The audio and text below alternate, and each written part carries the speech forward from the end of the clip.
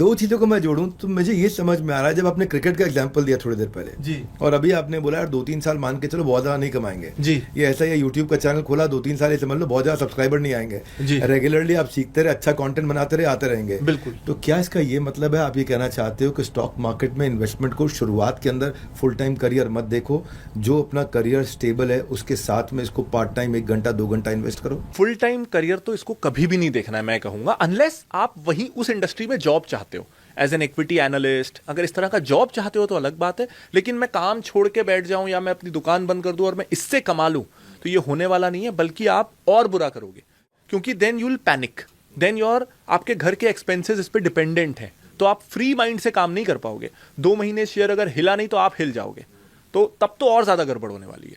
तो ये तो साइड में ये एक तरीका है जिससे आप अपनी सेविंग्स को ग्रो कर सको, इनकम को सब्स्टिट्यूट कर सको, इसके लिए नहीं है ये।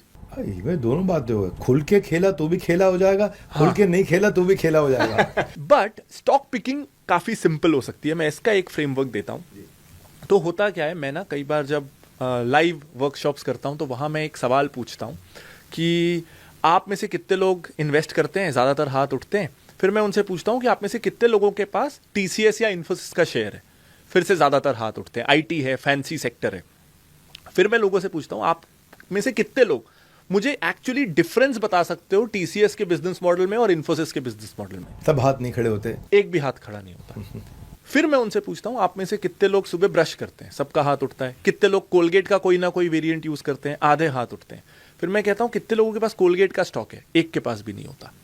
क्यों? क्योंकि बिगनर्स ना, हमें लगता है, सारे यंगस्टर्स के साथ ये होता है, हमें लगता है कि हम मार्केट में आ रहे हैं पैसा कमाने, लेकिन हमें पता ही नहीं चलता कब हमारा पर्पस बदल जाता है। हमारा पर्पस हो जाता है मार्केट में हीरो बनने का। जैसे अगर मैं कॉलेज में दोस्तों के साथ खड़ा हूं और दोस्तों को पता है कि मैं स्टॉक्स में इन्वेस्ट करता हूं और मेरे से कोई स्टॉक पूछे और मैं उन्हें बोल दिया आजकल कोई नया स्टॉक चाहिए, कोलगेट ले ले, तो दोस्तों का ग्रुप क्या बोलेगा, अरे क्या रिसर्च करता है यार, इतना दिन भर बैठा रहता है, कोलगेट बताया तो सबको पता है, कुछ ऐसा बताना यार जो हिडन है, मल्टी बैगर है। उस चक्कर में मैं उन कंपनियों के पीछे जाता हूं जो क्लेम कर रही है कि हम कैंसर ठीक कर सकते हैं, जो क्लेम करती है कि हमने मंगल ग्रह में जाने का तरीका खोज लिया है, या हम आपको अमर बना सकते हैं। हम फिर माइक्रो कैप्स, हिडन जेम्स, इसके पीछे जाते हैं और वहीं पे गलती होती है।